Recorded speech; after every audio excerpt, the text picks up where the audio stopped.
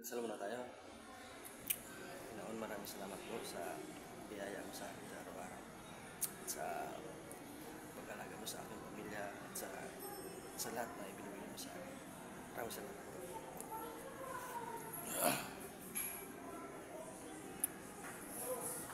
Ano yun?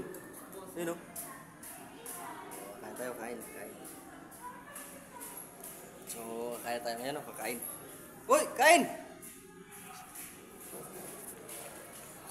So, na yung ulam natin o. Yan.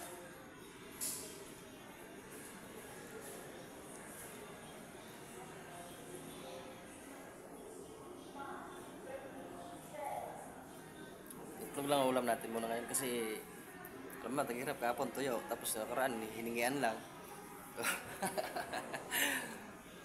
So, mga hingi-hingi lang muna ang gagawin natin ngayon kasi alam nyo na taghirap tayo.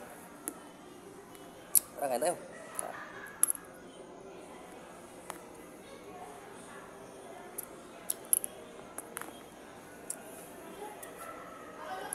Problema nga din ako kasi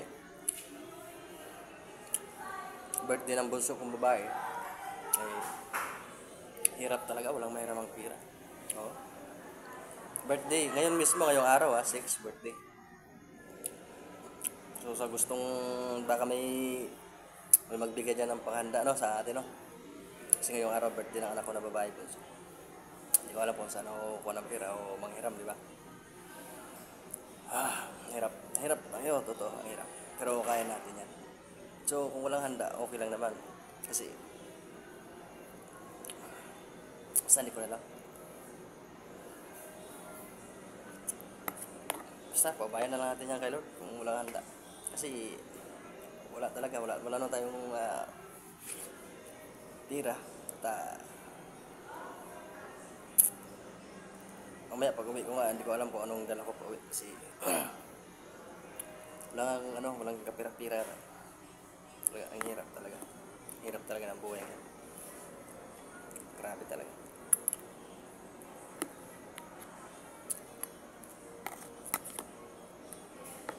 Pero mga kaibigan natin dyan,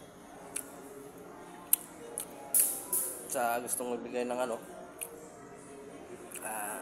panghanda sa birthday na anak ko na babaw, panghanda. So wala namang problema. May Gcash number tayo dyan. 09 08. Ay, mali pala.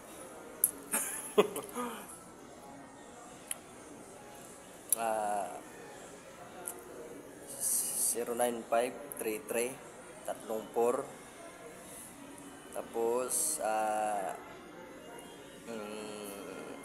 ano yan? 685. Tinan ko pag sigurado.